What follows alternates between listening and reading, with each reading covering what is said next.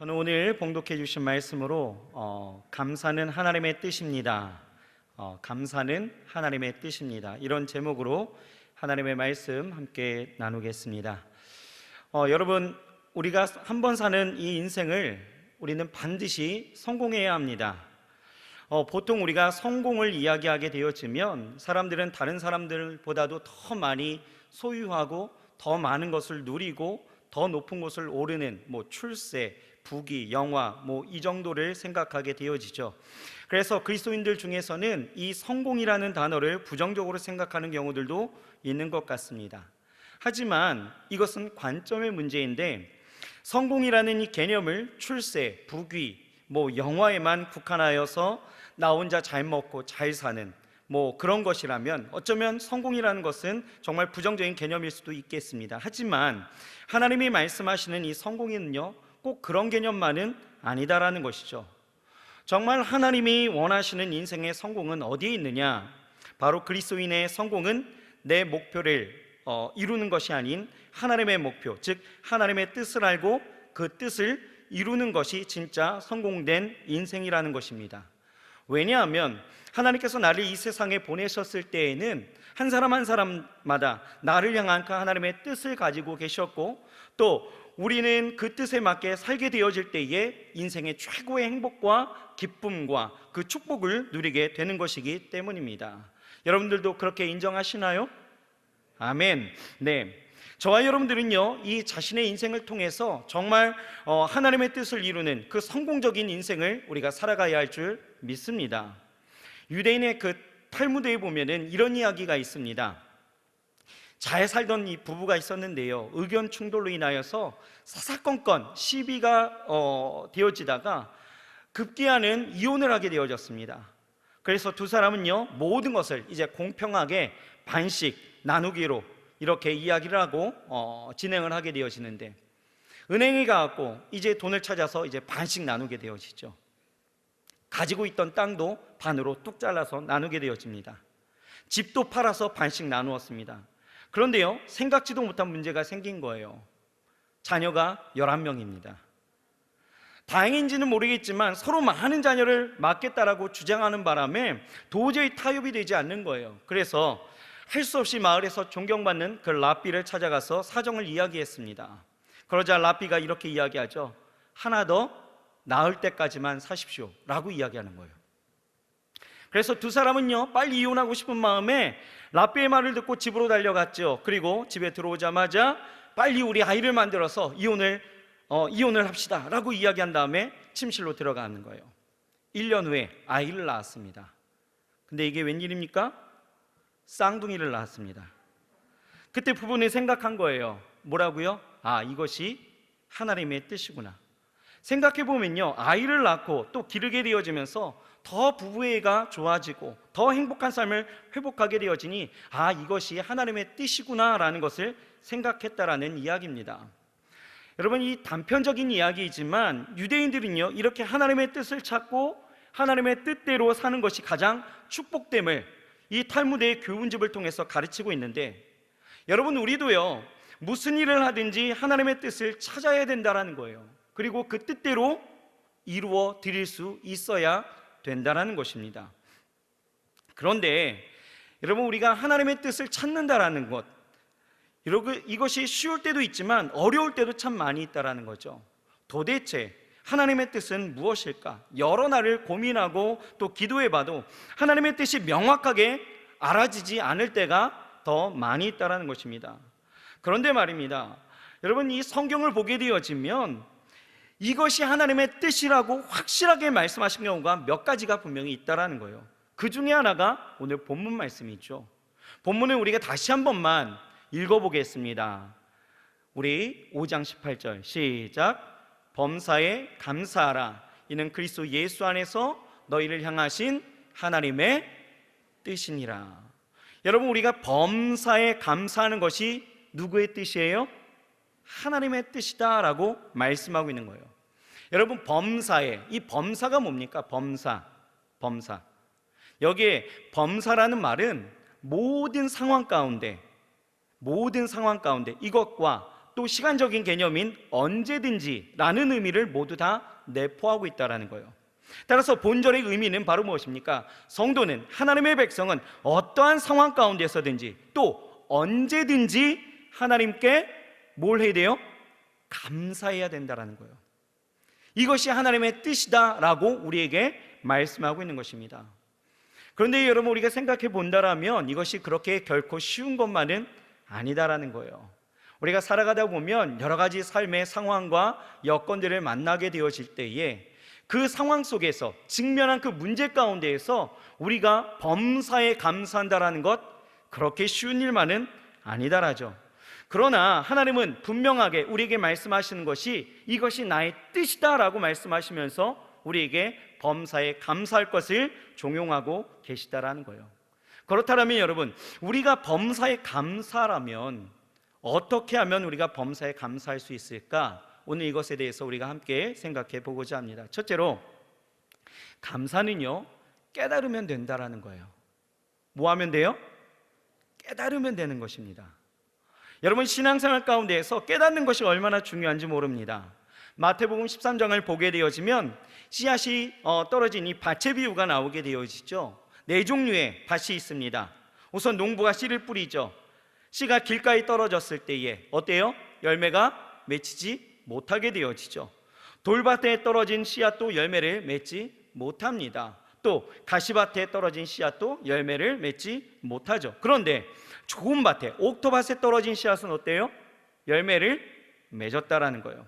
여기서 씨앗은 바로 뭐예요? 하나님의 말씀이라는 거죠. 네 종류의 밭은 바로 무엇입니까? 사람의 마음입니다. 즉, 이 네 종류의 밭 중에서 이 좋은 밭만이 열매를 맺는다라고 말씀하고 있는 거죠. 그러면서 주님께서는요, 이 좋은 밭이 열매를 맺는 그 이유에 대해서 말씀하고 있다는 거예요. 왜 열매를 맺게 되어졌을까? 마태복음 13장 23절을 보면 이렇게 말씀하고 있죠. 좋은 땅에 뿌려졌다라는 것은 말씀을 듣고 깨닫는 자니 결실하여 어떤 것은 100배, 어떤 것은 60배, 어떤 것은 30배가 되느니라 하시더니 라고 말씀하는 거예요. 그러니까 좋은 밭과 같은 마음을 가진 사람은 첫째, 말씀을 듣는 사람이라는 거예요. 또 두 번째, 들은 사람은 깨닫는 자이다 라고 말씀하고 있는 거죠. 깨닫는 자이다. 말씀을 듣고 깨달아야 된다는 거예요. 그래야 뭐가 있는 거예요? 열매가 100배, 60배, 30배 열매를 맺는다라는 거죠. 여러분, 감사도 마찬가지입니다. 깨닫게 되어질 때에 우리가 감사할 수 있다라는 것이죠. 여러분, 흑인으로서 남아프리카 그 공화국의 첫 번째 대통령이 된 넬슨 만델라에 대한 이야기 있죠. 그가 44세 이 감옥에 들어가서 71세가 되도록 27년간을 감옥 생활하게 되어집니다. 27년, 쉽지 않은 세월이죠. 그가 처음에는요, 자기를 찾아오는 그 변호사를 볼 때마다 한 이야기가 있습니다. 뭐라고 이야기하냐면 여긴 지옥이야, 여긴 지옥이야 그러면서 발악을 냈습니다. 세월이 흐르는 거예요. 그는 아무리 그렇게 발악을 해도 지옥 같은 환경이 바뀌지 않는다라는 것을 깨닫게 되어지죠. 그는 깨달은 후에 마음을 바꿨다라는 거예요. 비록 감옥에 있어도 건강하니까 감사하고, 보잘것없는 이 빵이지만 매 끼마다 그래도 먹을 수 있으니 감사하고, 또 캄캄한 감옥이지만 작은 창으로 하늘을 바라볼 수 있으니 그것도 감사하고, 강제 노동으로 그 현장에 가서 푸른 농작물을 볼 수 있으니 그것도 감사하고, 또 아침 저녁으로 운동할 수 있음에 감사했다라는 거예요. 그 후에 그를 찾아온 이 변호사는요, 이 만델라의 얼굴이 바뀌어진 것을 보고 물었습니다. 요즘 어떠신가요? 뭐라고 대답했을까요? 천국입니다. 뭐가 바뀌었나요? 아니요, 환경이 바뀐 것은 없지만 내 마음이 바뀌었습니다 라고 고백했다는 것입니다. 여러분, 무슨 얘기입니까? 깨달음이 이 넬슨 만델라의 감옥 생활을 지옥에서 천국으로 바꾸는 기적을 일으키게 되어졌다는 것이죠. 여러분, 우리 그리스도인들은요, 중요한 몇 가지 사실을 분명히 깨달은 사람들입니다. 우리가 깨달은 것이 무엇이었던가요? 첫째는 우리의 죄성을 깨달았죠. 나는 나의 그 죄로 인해서 지옥에 가야 할 사람이라는 것을 우리는 분명히 깨달았습니다. 둘째는요, 십자가의 도를 우리는 깨달은 사람이죠. 예수 그리스도께서 나를 위해서 율법의 저주를 받으셨기 때문에 그분을 믿으면 영생을 얻는 도를 우리는 깨달았다라는 거예요. 또 셋째는요, 천국의 소망을 깨달은 사람들이죠. 죽음이 끝이 아니고 부활이 있음을 믿고 또 영원한 천국에 들어감을 우리는 깨달은 사람들입니다. 또 넷째는요, 성령의 도우심을 깨달았죠. 우리는 홀로 신앙생활하는 것이 아니죠. 성령께서 늘 도우시고 우리를 인도하신다라는 그 사실을 깨달은 사람들입니다. 그래서 이 성령의 도우심을 우리는 구하면서 받으면서 살아가게 되어지는 것이죠. 또 다섯째는요, 합력하여 선을 이룸을 우리는 깨닫게 되어졌죠. 하나님께서는 모든 일들 가운데에서 우리 안에 합력하여 선을 이루어 주시고, 나는 약하고 부족하고 미련하고 가난하고 또 실수하지만 하나님은 그런 우리를 사용하셔서 가장 아름다운 것으로, 가장 선한 것으로 우리에게 정말 은혜를 베푸시고 나를 그리스도의 그 장성한 분량에 이르도록 역사하신다라는 것을 우리는 깨닫는 사람들입니다. 여러분, 이처럼 우리가 이 진정 이 5가지의 사실을 깨닫게 되어진다면, 그 깨달음이 있게 되어질 때에 그 사람은 비로소 범사에 감사할 수 있게 되어진다라는 것입니다. 그래서 범사에 감사는 누가 할 수 있어요? 깨닫는 사람이 할 수 있다라는 거예요. 둘째로, 감사는 누가 할 수 있습니까? 어떤 사람이 감사할 수 있습니까? 감사는요, 의지를 사용할 수 있어야 된다라는 거예요. 여러분, 우리가 문제를 만나면요, 우리의 감정은요 쉽게 요동하는 것을 우리가 보게 되어집니다. 이때에 감정을 따라가게 되어지면 어떻던가요? 어때요? 금세 우리는 시험에 들고 말게 되어지죠. 여러분, 성경을 보면 우리 욥을 한번 우리가 생각해 봅시다. 욥은요, 성경을 보면은 동방의 의인이다 이렇게 이야기를 합니다. 그만큼 하나님을 온전히 따랐던 사람이죠. 그런데 그에게 문제가 발생합니다. 어떤 문제요? 하루아침에 10자녀가 다 대풍에 깔려서 죽어버립니다. 자녀가 10자녀가 다 죽었어요. 또 자신이 갖고 있었던 모든 재물이 다 하루아침에 다 사라져버립니다. 온몸에는요, 알 수 없는 악성, 그 피부질환이 생겨서 긁어도 시원치 않게 되어지는 거죠. 심지어는 옆에서 위로해줘야 할 이 아내마저도 그에게 하지 못할 말을 하게 되어지더라는 거예요. 만약 여러분, 이런 문제가 여러분들에게 만약에 닥친다라면 여러분들은 어떨까요? 여러분, 우리가 좀 생각하기는 싫겠지만 우리가 생각해 본다면 하루아침에 가족 중에 누군가 불의의 사고를 당한 거예요. 부모님의 사업장이 부도를 당하든지 아니면 자신의 직장이 잘리든지 뭐 이러한 해고 통지를 받게 되어집니다. 또 그날에 몸이 아파서 병원을 갔는데 이게 웬일입니까? 고칠 수 없는 암이랍니다. 심지어는 자기 주변에 아무도 나를 위로해 줄 수 있는 사람이 없다라고 생각해야 된다면 여러분 어떻습니까? 생각만 해도 여러분 이건 정말 어려운 일이에요. 그렇죠? 감정이 앞서게 되어지죠. 이때에 욥은 어떻습니까? 감정에 요동할까요? 아니죠.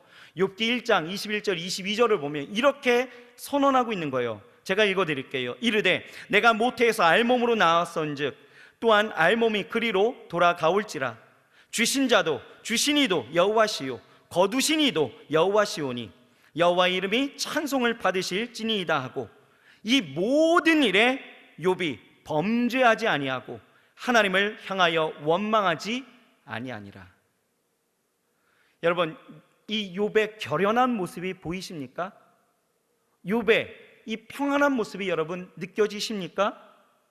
여러분, 누군가에게 원망하고 싶고 이렇게 된 환경을 탓하면서 자신의 그 분노를 쏟아내고 싶은 마음이 왜 없었겠어요? 하지만 이 욥은요, 의지적으로 하나님을 찬양했다라는 거예요. 여러분, 우리는 이것을 배워야 된다는 것이죠. 우리는 우리의 의지로 감정을 통제하고 하나님 앞에 감사할 수 있어야 되는 것입니다. 의지를 사용하는 것이 중요하다는 거예요. 여러분, 다니엘이요, 하루에 3번씩 기도하는 이 경건 생활을 하다가 사자굴에 들어가야 하는 이 어려움을 만났습니다. 다니엘도 감정을 가진 사람이에요. 그렇죠? 그렇다면 분명히 이 감정의 그 요동함 속에서 나를 그렇게 해하려고 하는 이들에 대한 그 분노가 분명히 표출될 수도 있었던 상황입니다. 그만한 권력과 그만한 힘이 이 다니엘에게 분명히 있었다라는 거예요. 하지만 그는요, 자신의 그 감정에 그 모든 것을 맡겨두지 않았다라는 거예요. 자신의 감정을 복종시키고 전에 하던 대로 어떻게 해요? 하나님 앞에 3번씩, 하루에 3번씩 예루살렘을 향하여서 열린 창문을 앞에서 하나님 앞에 감사의 기도를 드렸다라는 것이죠. 다니엘은 이 자신의 감정을 쳐서 복종시켰다라는 거예요. 그의 의지가 감정을 지배했다라는 것이죠. 그래서 여러분, 사도 바울은요, 우리에게 신앙생활을 하면서 자기 자신을 쳐서 복종시켜야 된다라고 분명하게 그렇게 말씀하고 있는 거예요. 고린도전서 9장 27절을 보면 내가 내 몸을 쳐 복종하게 하면 내가 남에게 전파한 후에 자신이 도리어 버림을 당할까 두려워함이로다, 이렇게 말씀하고 있어요. 여러분들의 그 이해를 돕기 위해서 메시지 성경을 보게 되어지면은 이 번역이 이렇게 나와 있더라고요. 잘 들어보세요. 여러분은 어떤지 모르겠지만 나는 결승선에 닿으려고 열심히 달리고 있습니다. 나는 내가 가진 모든 것을 그 일에 쏟고 있습니다. 되는 대로 사는 것은 나에게 있을 수 없는 일입니다. 여기서 중요한 포인트가 뭐예요? 되는 대로 사는 것은 나에게 있을 수 없는 일입니다. 감정을 따라 사는 것은 나에게 있을 수 없는 일입니다 라고 이야기하는 거죠. 여러분, 신앙생활이라는 것은 우리가 의지를 어떻게 사용하느냐가 굉장히 중요하다라는 것입니다. 육신의 감정만 따라가면요, 우리가 사망의 길로 가는 것과 같은 거예요. 그래서 우리는 육신의 그 감정을 쳐서 복종시켜야 되고요, 의지를 발동해서 우리는 경건하게 더 아름답게 하나님 앞에 감사하면서 살아갈 수 있어야 된다라는 거예요. 의지적인 감사가 우리에게 분명히 있어야 된다라는 것이죠. 여러분, 미국에 가면요, 이 뉴욕을 관광하는 여행객들이 빼지 않고 가는 데가 있죠. 어딜까요? 바로 엠파이어 스테이트 빌딩입니다. 이 빌딩은요 102층이에요. 여러분, 이 건물이 왜 102층으로 지어진지 아십니까? 유래가 여기에 있어요. 1620년에 영국의 그 청교도들이 신앙의 자유를 찾아서 배를 타고 미국으로 건너오게 되어지죠. 최종적으로 미국 땅에 도착한 사람의 수가 남자 78명, 여자 24명, 도합 102명이었다라는 거예요. 그것을 기념하면서 이 빌딩을 지었다라고 하는데요, 중요한 것은 이 102명이요 다 도시 출신들이었다라는 거예요. 무슨 얘기냐면 농사 짓는 방법을 아는 사람이, 제대로 하는 사람이 없었다라는 거죠. 그래서 그들이 미국에 도착한 그 첫 때에 이 농사를 지었을 때에 여러분, 수확이 어땠을까요? 풍성했을까요? 말도 못하게 그냥 실패죠. 시원치 못했던 거예요. 그러면서 장차 어떻게 살아가야 될지 앞날이 막막해지기 시작했다라는 것이죠. 야, 이렇게 하고 우리가 어떻게 살까? 이 미지의 땅에서 우리가 어떻게 살까? 굉장히 고심하게 되어지는 것이죠. 막막합니다.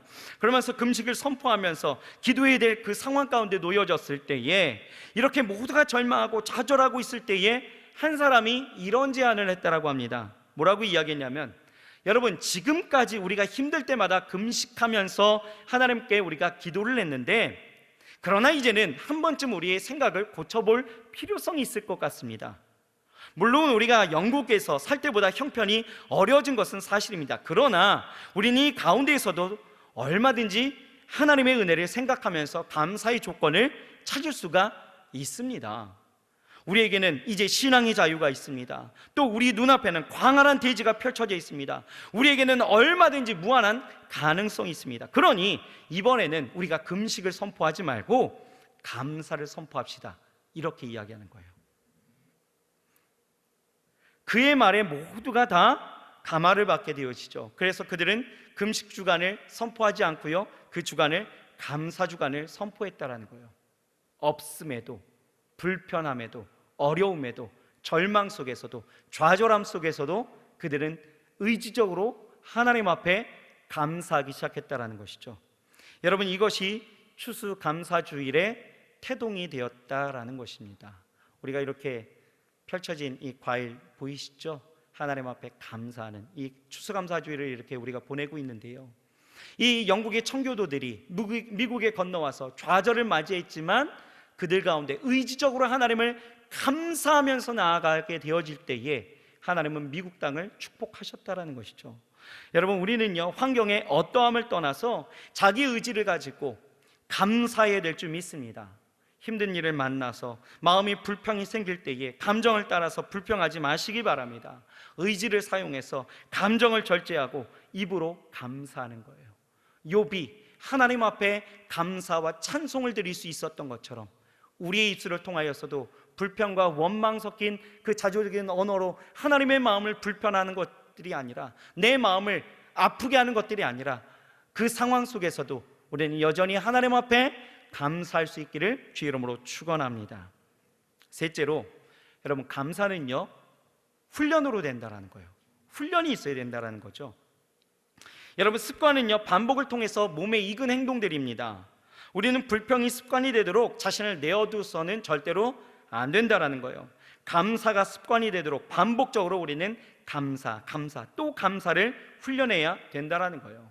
그렇게 하는 사람이 하나님을 영화롭게 하는 사람들이다 라고 이야기하는 거죠. 시편 50편 23절에 분명하게 우리에게 말씀하시는 것이 이래요. 감사로 제사를 드리는 자가 나를 영화롭게 하나니 그의 행위를 옳게 하는 자에게 내가 하나님의 구원을 보이리라 라고 말씀하고 있는 것입니다. 여러분, 이 말씀 가운데서요 우리는 감사에 대해서 세 가지를 발견할 수 있다는 거예요. 첫째는 바로 무엇입니까? 감사는 제사다라는 거예요.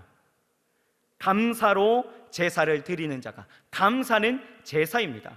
감사는 하나님이 받으시는 생활의 제사입니다. 그래서 감사의 생활을 하는 것이 우리의 영적인 예배가 될 수 있다라는 거죠. 또 둘째는요, 감사하는 사람이 하나님을 영화롭게 한다라는 것을 우리에게 가르치고 있죠. 영적인 구원만이 하나님 앞에 영광을 돌리는 그 생활을 하려면요 감사의 생활이 우리 가운데 분명히 있어야 된다라는 거예요.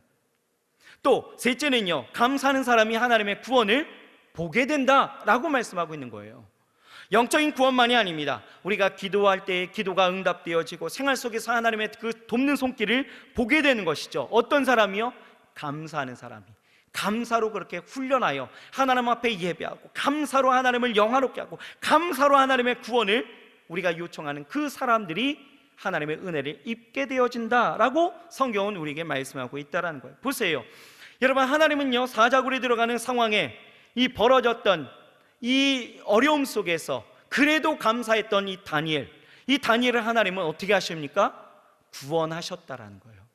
우리의 생활 속에서 어려움이 있을 때에 우리는 이 감사의 훈련을 통하여서 어떻게 해요?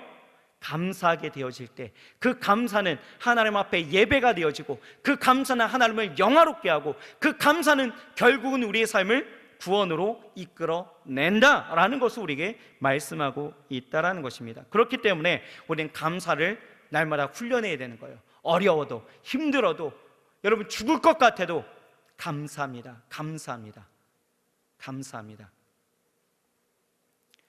어떤 사람이요, 그 노숙자가 하루는 조용기 목사님을 찾아오셨다라고 합니다. 찾아와서 하시는 말씀이, 목사님, 제가 성공적인 인생을 살려면 어떻게 될까요? 좀 가르쳐 주십시오 라고 이야기하니까 조용기 목사님께서 딱 한마디 하셨대요. 뭐라고 하신지 아십니까? 그저 감사하세요 라고 말씀했다라는 거예요. 여러분, 무슨 그지가 죄송합니다. 노숙 생활하시는 분이 뭐가 그렇게 감사할 일이 있었을까요?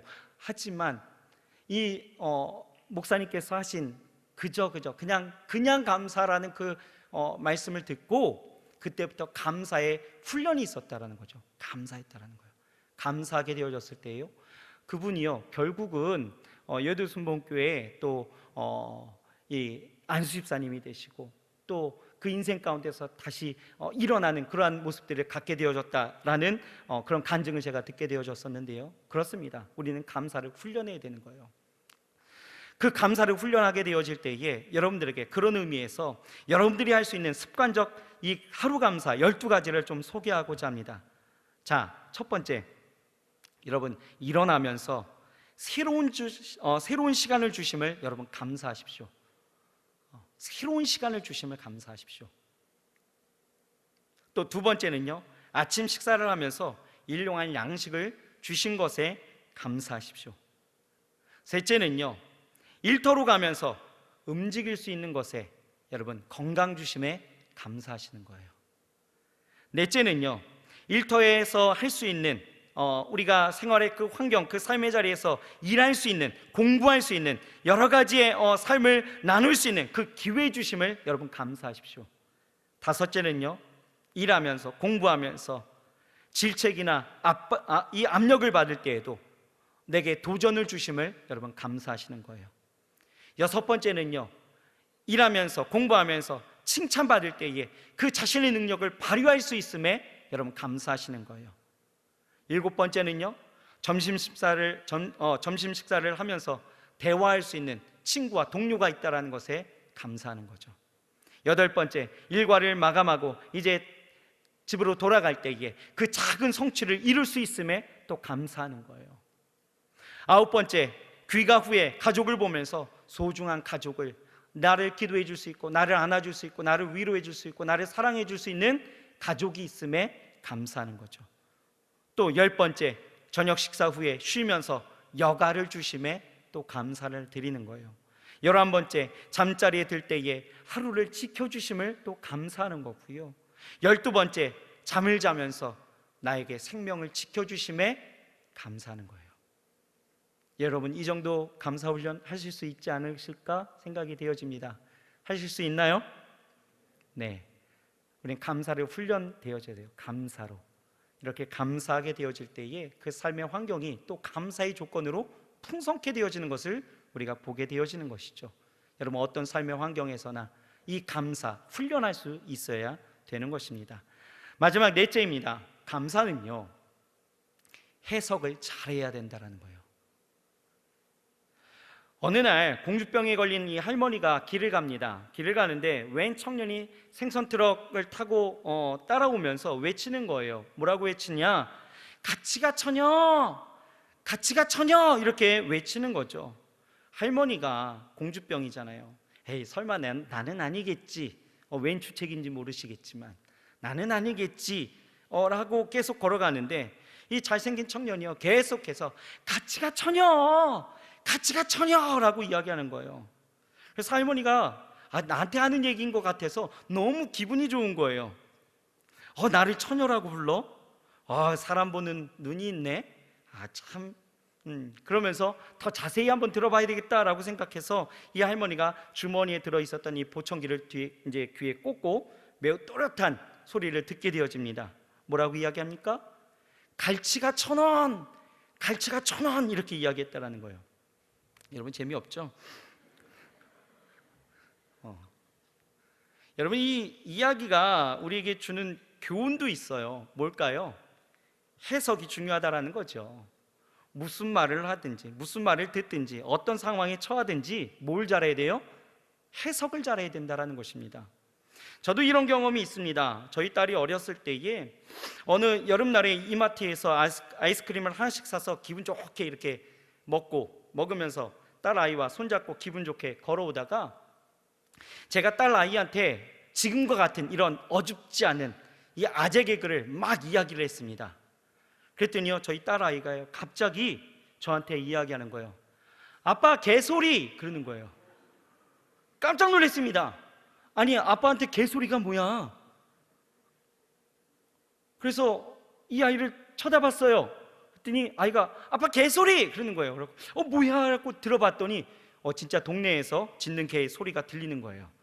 저한테 했던 소리가 아니고요, 개소리가 들렸다는 거죠.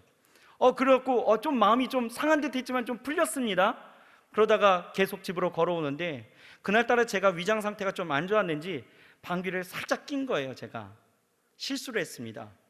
그러니까 아이가 갑자기 저를 보더니 아빠, 쓰레기! 그러는 거예요. 기분이 더 살짝 안 좋아지는 거예요. 그리고 이 자식이 내가 방귀를 이렇게 실수했거니 아빠에 대해서 쓰레기야 뭐야? 막 이렇게 생각하는데 보니까 이 아이가요, 그 먹던 그 아이스크림 봉지를 저한테 내밀면서 뭐예요? 쓰레기 봉지 받으라고 이야기하는 거예요. 그냥 간단하게 얘기한 거죠. 여러분, 해석을 어떻게 하느냐, 무슨 말을 듣든지 해석을 어떻게 하느냐에 따라서 우리가 불평할 수도 있고 감사할 수도 있다라는 거예요. 그래서 우리는 삶의 환경에서 먼저는 여러분 믿음의 눈을 통하여서 볼 수 있어야 된다는 것입니다. 여러분, 우리가 기독교인이 된다라는 것은 세계관이 바뀐다라는 거죠. 세계관이 바뀐다라는 말은 세상을 보는 관점이 달라진다라는 이야기예요. 세상 사람들은 하나님이 없이 세상을 보게 되어지죠. 그러나 우리는 하나님을 전제하고 세상을 보게 되어지요. 그렇기 때문에 세상 사람들과는 우리의 관점은 달라져야 된다는 거죠. 인간적인 그 시각만 가지고 세상을 보게 되어지면, 내 삶의 환경과 여건, 그리고 내게 주어진 여러 가지 일들을 보게 되어지면 우리는 그 현상에 집착한 나머지 불평하고 원망할 수밖에 없어요. 하지만 하나님의 시각을 갖고 그 상황을 보게 되어지면 모든 것에 우리는 감사할 수 있게 되어지는 것입니다. 왜요? 우리에게는 하나님의 시각이라는 것이 있기 때문에, 믿음의 눈으로 우리는 보게 되어지고 해석하기 때문에. 또한 하나님께서는요, 합력하여서 반드시 선을 이루시고 자신의 자녀에게 있어서는 가장 좋은 것을 주시는 하나님이시기 때문에 우리에게 있어서는 여러분, 하나님의 그 시각으로 보게 되어질 때에 분명히 어떤 상황 가운데서도 감사할 수 있게 되어진다라는 것입니다. 여러분, 우리는 어려움을 만나면 내 등 뒤에 계시고 내 옆에 계시고 내 앞에 계시고 내 안에 계시는 하나님과 함께 어려움을 함께 만나는 거예요. 그렇기 때문에 우리 시각이 나 혼자가 아니기에, 하나님 나에게 도움을 주시고 나에게 능력을 베푸시고 나에게 모든 것을 행하여 주실 수 있는 그 하나님이 나와 함께 하시기 때문에 우리 시각이 긍정적일 수밖에 없게 되어지고 우리는 그렇게 감사할 수 있는 것입니다. 여러분, 성경을 보게 되어지면 계속해서 우리 엘리야에 대한 이야기, 예화로 계속 이야기하게 되어지는데요, 이스라엘의 그 원수였던 이 아람 나라가 계속해서 이스라엘을 쳐들어오게 되어질 때에 이상하게도 모든 길이 막히게 되어지죠. 왜요? 이 엘리사가 특별한 하나님의 능력이 있었죠. 그래서 아람이 어떤 식으로 공격해 온다라는 것을 다 알게 되어지는 거예요. 실패가 거듭되어지자 이 아람 왕이 어떻게 되어집니까? 이 모든 일들이 엘리사의 그 능력 때문에 그렇다라는 것을 깨닫게 되어지고, 이 엘리사가 있었던 도단성을 포위하게 되어집니다. 이 엘리사의 그 시종이었던 게하시는요, 이 도단성을 바라보면서 포위한 이 아람 군대를 보면서 어땠습니까? 두려워 떨게 되어지죠. 하지만 엘리사는요, 어떻습니까? 두려움이 없었다라는 거예요. 오히려 담대하고 평안했다라는 거죠. 두 사람의 차이점은 어디에 있었습니까? 어디에요? 시각의 차이죠. 시각이 중요한, 무엇을 어떻게 보느냐가 중요하다는 거예요. 우리는 믿음을 갖고 믿음의 눈으로 보게 되어지고 믿음으로 그 모든 것들을 해석하게 되어지기 때문에 우리는 감사할 수 있는 거예요. 여러분, 코로나로 여러분 어려우시죠? 그러나 이 어려움이 시작되어졌을 때 우리가 깨닫는 것이 하나 있었어요. 믿음의 눈으로 보고 믿음의 눈으로 우리가 해석했던 일들이 있었습니다. 무엇이었어요? 예배였죠. 예배가 그토록 그립고 예배가 그토록 소중했다라는 것을 우리는 보게 되어지고, 하나님 앞에 나와서 예배할 때에 정말 우리의 마음과 정성과 뜻을 다한 예배로 우리 하나님 앞에 나아갈 수 있게 되어졌다라는 것입니다. 그러므로 여러분, 이제는요, 우리의 삶을 무엇으로 바라봐야 돼요? 믿음으로 보고 믿음으로 해석해야 되는 것입니다. 왜요? 하나님은 살아계시기 때문에, 우리와 함께 하시기 때문에, 그 의로운 오른손으로 우리를 도우시기 때문에 우리가 어떤 문제를 만나도 그것을 통해서 반드시 합력하여 선을 이루시는 하나님이시기 때문에 우리는 감사할 수 있는 것입니다. 여러분, 좌우 옆 사람에게 인사해 볼까요? 우리 이제 감사합시다 라고 인사하겠습니다. 여러분, 이제는 우리 입술을 벌려서 욥이 고백했던 것처럼 하나님을 원망하고 불평하여 범죄하는 일이 이제는 없었으면 좋겠습니다. 오늘 이 추수감사절을 우리가 이렇게 기쁨으로 맞이하고 기쁨으로 하나님 앞에 올려드리고 있는데, 이때에 여러분, 한 해 동안 지켜주시는 하나님 앞에 우리가 감사하는 마음으로 나아가지만 우리 안에는 또 다른 결단이 있어야 된다는 거예요. 어떤 결단이요? 하나님 앞에 내 삶을 드려 이제는 감사로 풍성케 할 것입니다 라는 믿음의 결단이 오늘 이 시간 우리 가운데 있어야 될 줄 믿습니다. 말씀을 맺죠. 여러분, 범사에 감사해야 합니다. 어느 때이든 어떤 상황에서든 우리는 감사해야 합니다. 우리가 감사할 수 있는 것은요, 왜요?